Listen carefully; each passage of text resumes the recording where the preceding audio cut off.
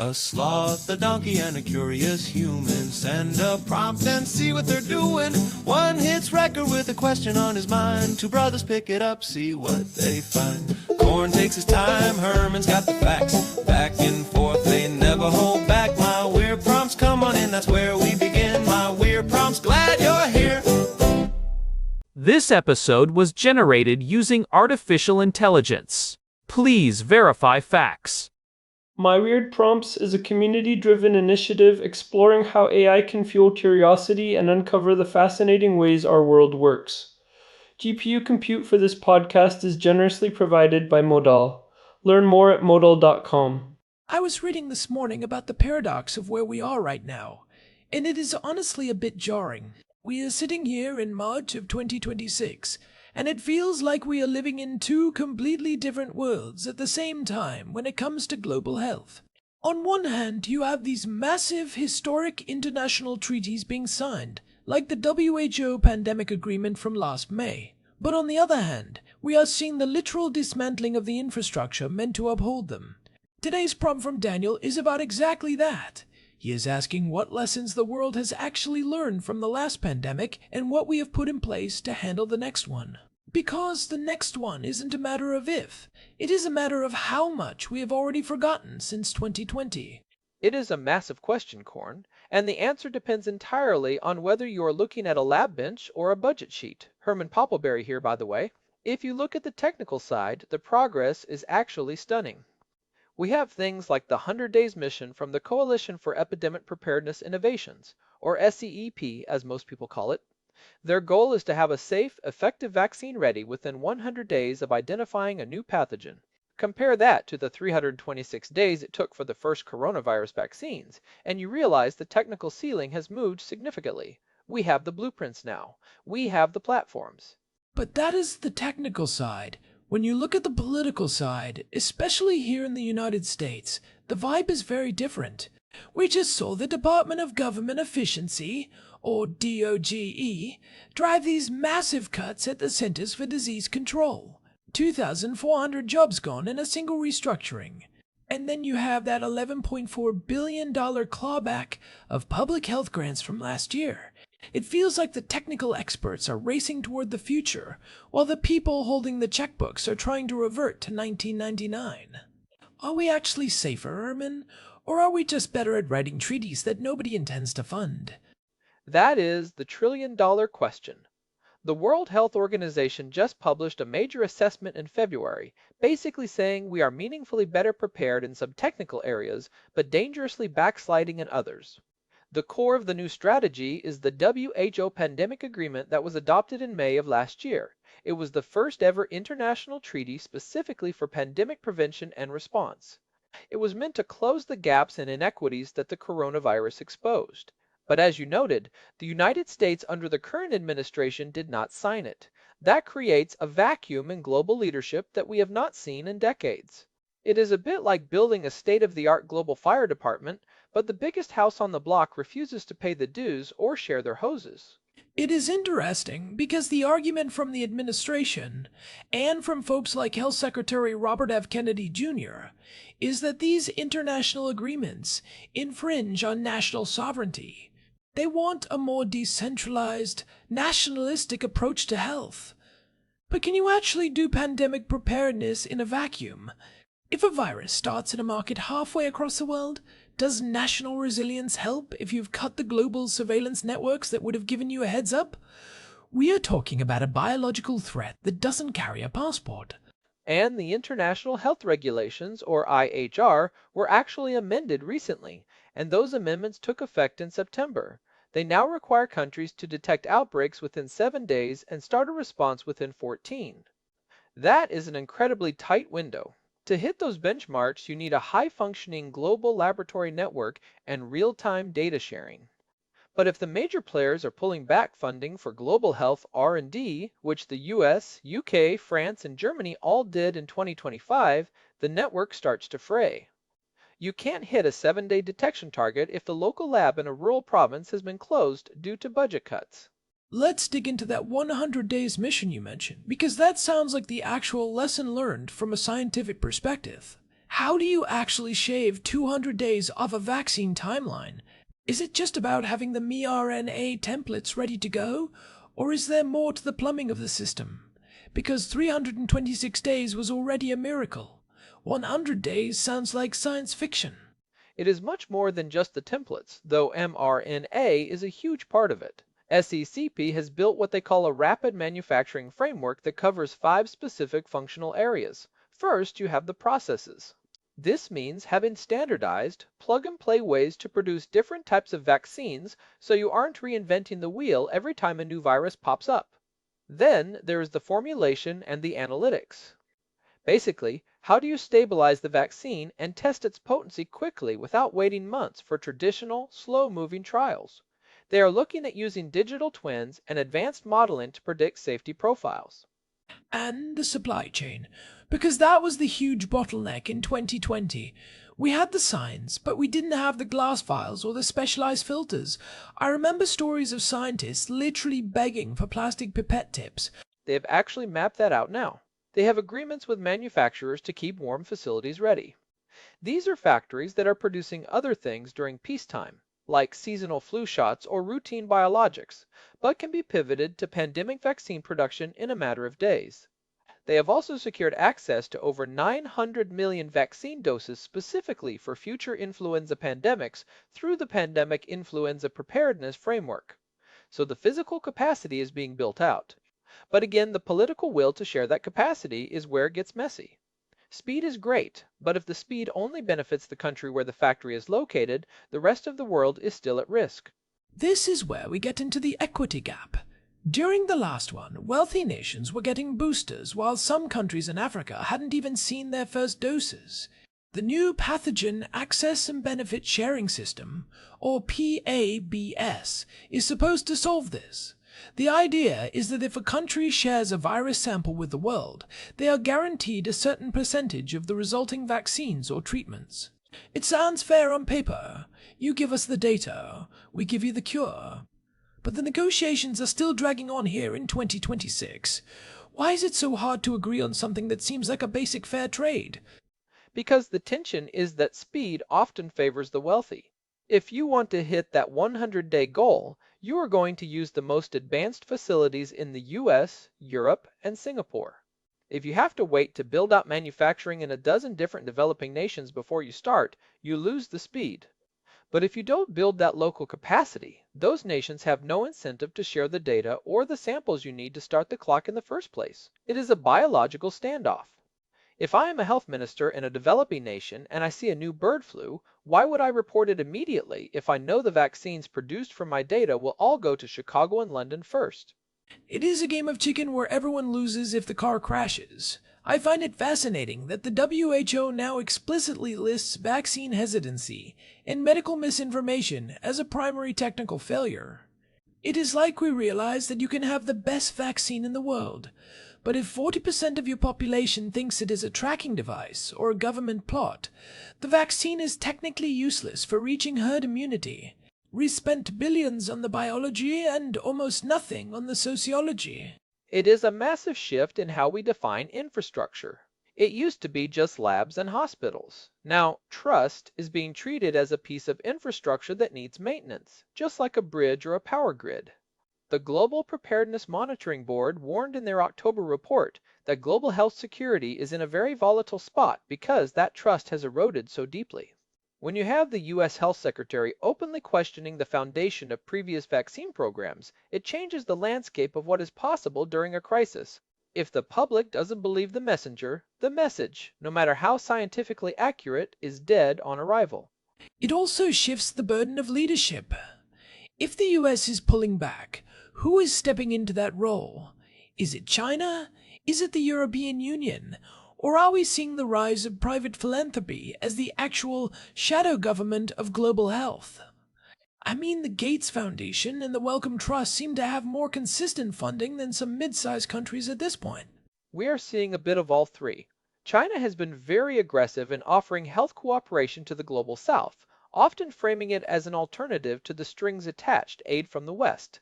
They call it the Health Silk Road. But private groups are also filling the gaps left by government funding cuts. The problem is that a private foundation doesn't have the same mandate or accountability as a sovereign state or a United Nations body. They can choose to stop funding a disease overnight if their priorities shift. You can't run a global safety net on the whims of a board of directors. Let's talk about the domestic side for a second, because the CDC cuts are a huge part of this. From a conservative or an efficiency-minded perspective, the argument is that the CDC became a bloated bureaucracy that overreached into social policy during the pandemic. The idea behind the DOGE cuts is to strip it back to its core mission of disease surveillance and lab work. But when you cut 2,400 people, are you cutting the bloat, or are you cutting the people who actually know how to track an avian flu outbreak in a rural poultry farm? That is the risk. The epidemiology and laboratory capacity grants that were clawed back last year, that $11.4 billion, are exactly what fund the local health departments. These are the people on the ground doing the genomic sequencing. They are the ones who notice when 5 people in the same county show up with a weird pneumonia. If you lose that local surveillance, you are effectively flying blind. You might have a brilliant 100-day vaccine mission at the top, but if you don't catch the outbreak until day 45 because the local lab was closed, you have already lost the window to contain it. The 7-day detection window becomes impossible. It is the Red Queen's race dynamic we talked about back in episode 433 regarding antibiotic resistance. The viruses are constantly evolving and moving faster, so if we even stay at the same level of preparedness, we are actually falling behind. To stay ahead, we have to be moving faster than the rate of viral evolution and global travel. If we are cutting our speed while the virus is accelerating, the gap just gets wider and wider. And the International Health Regulations amendments were supposed to be our way of running faster. They require much more transparency, but again, there is no real enforcement mechanism. If a country decides not to report an outbreak because they are worried about the economic impact on their tourism or trade, the WHO can't exactly send in a police force. They rely on naming and shaming, which hasn't historically been very effective against powerful nations. We saw that in 2020, and we are seeing the same patterns of secrecy today. What about the role of AI in all of this? We keep hearing that AI and genomic sequencing are the game changers for early detection. Are we actually seeing that play out in 2026, or is it still mostly hype?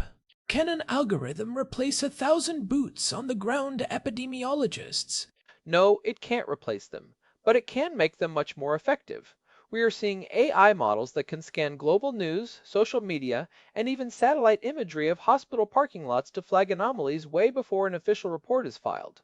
There are systems now that can predict how a virus might mutate to jump from animals to humans with much higher accuracy. But as we saw in late 2019 and early 2020, the problem isn't usually a lack of data. It is a lack of political will to act on that data when it is still just a rumor or just a few cases. AI can tell you the fire is starting, but it can't force you to pick up the extinguisher. That is the ultimate lesson, isn't it?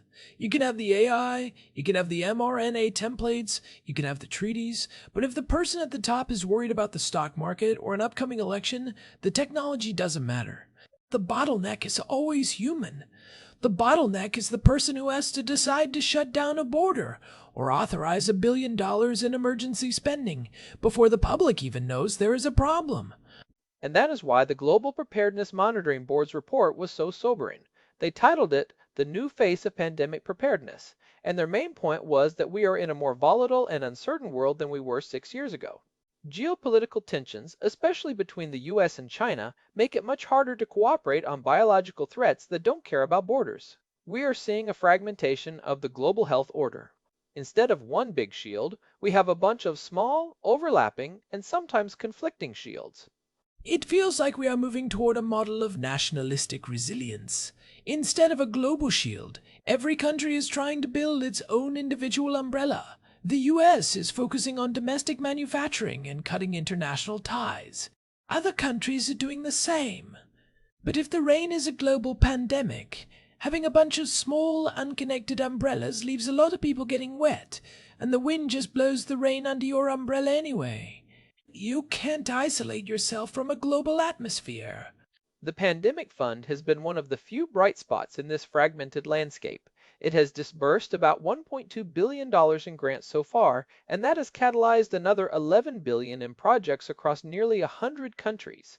It is focused on building up those lab networks and the workforce training in places that were totally left behind last time. It is a start, but it is a drop in the bucket compared to the trillions of full-scale pandemic costs. We are spending pennies to prevent a disaster that costs dollars. So if you are a listener trying to make sense of this, what is the actual takeaway? Are we safer today than we were in 2019? If a new virus emerged tomorrow, would the response look different? Or would we just see a high-tech version of the same chaos? Technically, yes, we are safer. We have faster platforms, better sequencing, and we have the blueprint of what worked and what didn't. We know how to make a vaccine in record time. Politically, it is a toss-up. We have more formal agreements, but less actual unity among the major powers. The infrastructure of global health is being rebuilt and dismantled at the same time. We have the tools, but we are losing the craftsmen who know how to use them. It is like we are building a state-of-the-art fire station, but firing all the firefighters and cutting off the water supply to save money on the monthly utility bill. We have the shiny red truck, but will it actually get to the fire? And even if it gets there, will the neighbors let us use their hydrant? That is a great analogy. And the next big test is going to be the UN high-level meeting on pandemic prevention that is coming up later this year. That is where we will see if these treaty commitments actually turn into money and people, or if they just stay as nice-sounding words on a page. If the major powers show up and say, "We are doing our own thing," then the WHO pandemic agreement is effectively a dead letter. Listeners should really watch that meeting. It is the litmus test for whether we have actually learned anything. I think people also need to keep an eye on how the U.S. legal system handles those funding clawbacks.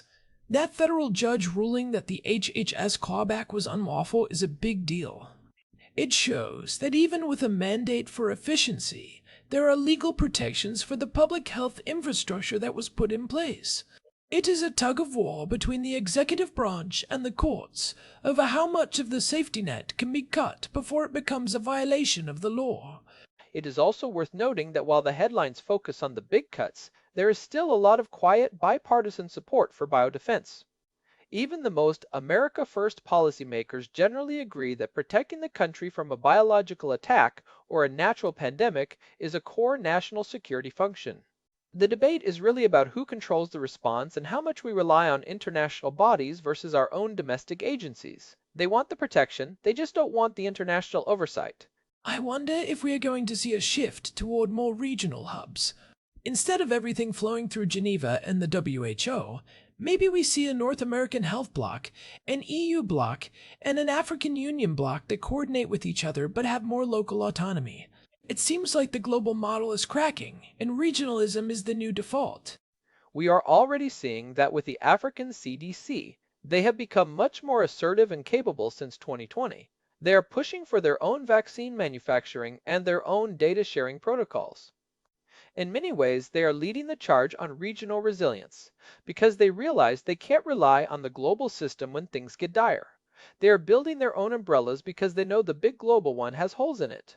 It is a messy transition period. We are moving away from the old post-World War II model of global health led by the WHO in the US, but we haven't quite figured out what the new model looks like yet.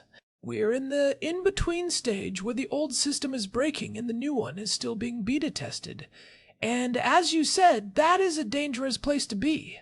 And that in-between stage is the most dangerous time for a new virus to emerge. We have lost the old habits of cooperation, but haven't yet mastered the new tools of rapid response. We are vulnerable not because we lack the knowledge, but because we lack the consensus. One thing that really struck me in the WHO assessment was the mention of pathogen access. The idea that some countries might start gatekeeping samples of new viruses as a form of geopolitical leverage. That sounds like a nightmare scenario for a scientist like you. Imagine trying to solve a puzzle when someone is hiding the pieces to win a trade war.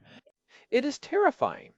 If you are a researcher in a lab and you can't get the sequence of a new flu strain because the country where it emerged is using it as a bargaining chip for trade concessions or sanctions relief, you are dead in the water.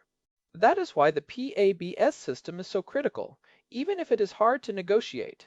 You have to make it in every country's self-interest to share data immediately.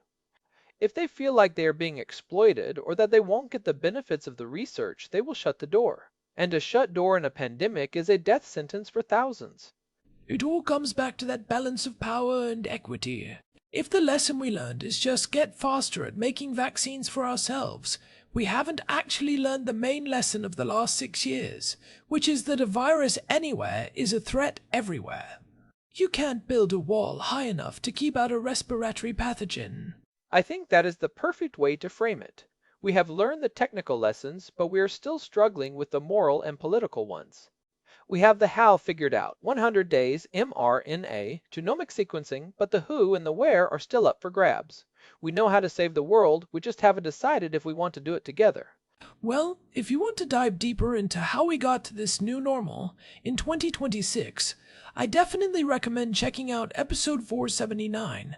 We did a whole breakdown of the immediate aftermath of the pandemic and how these current political shifts started to take root. It provides a lot of the context for why we are seeing these specific cuts at the CDC right now. It is the history of our current moment. And if you are interested in the technical side of how we track these silent threats, episode 433 on antibiotic resistance covers that Red Queen's race we mentioned. It is the same fundamental struggle against an evolving biological opponent, whether it is a bacteria or a virus. The stakes are the same. It is a lot to digest, but I think the main thing for listeners is to realize that preparedness isn't a destination we have reached. It is a constant process that requires both scientific innovation and political maintenance.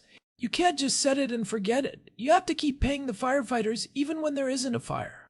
And you can't fund it only when there is a crisis. The panic and neglect cycle is the biggest enemy of global health. We are currently in the neglect phase of the cycle, and the challenge is to break out of it before the next panic starts. We need to find a way to make preparedness a boring, everyday priority instead of an emergency scramble. Hopefully, conversations like this help keep the focus where it needs to be. Thanks as always to our producer, Hilbert Flumingtop, for keeping the gears turning behind the scenes and making sure we don't backslide into technical difficulties. And a big thanks to Modal for providing the GPU credits that power this show. They make it possible for us to dive deep into these complex topics every week and process the data that helps us understand these global shifts. This has been my Weird Prompts. If you are enjoying the show, a quick review on your podcast app really helps us reach new listeners who are looking for this kind of deep dive. It is the best way to support the show. We will be back next time with whatever weirdness Daniel sends our way. Until then, stay curious and maybe keep a few extra masks in the drawer just in case. It never hurts to be your own first responder. Good call. See you next time. See ya. This episode was generated using Gemini Flash 3. Text-to-speech engine was Chatterbox. Thanks for listening to our